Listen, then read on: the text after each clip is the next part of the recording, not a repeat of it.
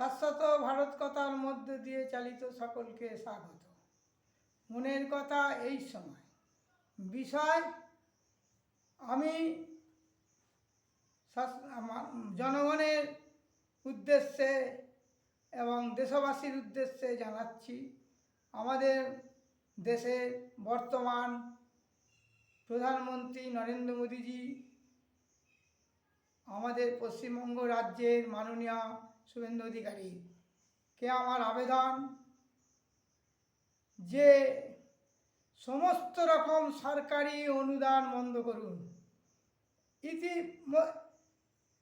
পাইয়ে দেওয়ার রাজনীতি করবেন না, দেশের মানুষকে কুড়ে করবেন না, জনগণের স্বার্থে তাদের কাজ দিন। কলে কারখানা, কৃষিক্ষেত্রে।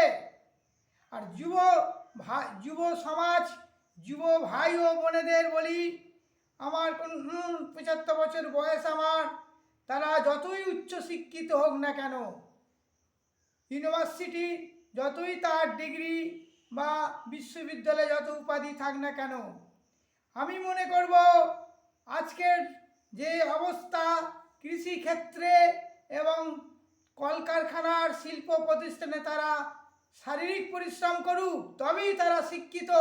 তাহলে আমার কাছে তিনি অশিক্ষিত শুধু না, অমানুষ। বৃদ্ধ বাবা মার মতো,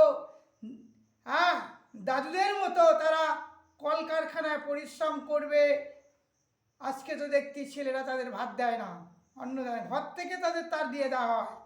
আমার একটাই উদ্দেশ্য, যুব সমাজকে বলবো, বিশেষ করে আমাদের শিক্ষা করবে বাল্যকাল থেকে 20-25 বছর পর্যন্ত তারা শিক্ষা লাভ করবে তার বিদ্যালয়ে, তারপরে তারা কলকারখানায় চলে যাবে।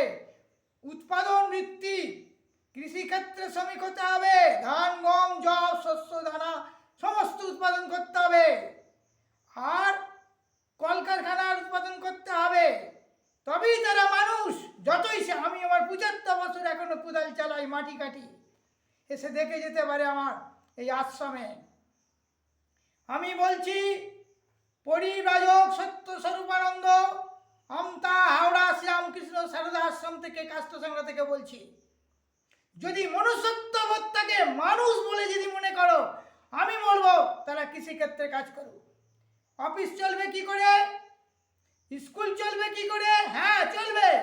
তারা 2 ঘন্টা, যাদের বয়স তখন 40 বছর কি 50 হবে, 5 থেকে 10 বছর 20 বছর অফিস কাছারি দপ্তরে কাজ করুক, এবং শুধু তা নয়, এবং স্কুলে বিদ্যালয়ে শিক্ষকতা করুক। আমি মাননীয় প্রধানমন্ত্রীকে দেশের বলবো, আর রাজ্যের মুখ্যমন্ত্রীকে বলবো, যদি মনুষ্যত্ববোধ হয়, জনগণকে নষ্ট করবেন না মগজ দোলায়, তাদের কাজ দিন, শারীরিক কাজ, শারীরিক পরিশ্রম দিন। খালি পাইয়ে দেয় রাজনীতি হচ্ছে। হ্যাঁ, বাপের সম্পত্তি পেয়েছে, টাকা ছাপাচ্ছে, ফসল কজন ফলাবে আর 5 জনে খাচ্ছে। দেশের প্রধানমন্ত্রী যদি 30-40 বছর বয়স হয়, তাকেও মাটি কাটতে হবে। দেশের মুখ্যমন্ত্রী যদি বয়স কম হয়, 40 বছর পেরিয়ে গেলে তারা শিক্ষকতা করবে, রাজনীতি মন্ত্রী করবে, মন্ত্রিত্ব থাক। এমএলএ মন্ত্রী পঞ্চায়েত আমার কিচ্ছু আসে যাবে না, পরিশ্রম সকলকেই করতে হবে।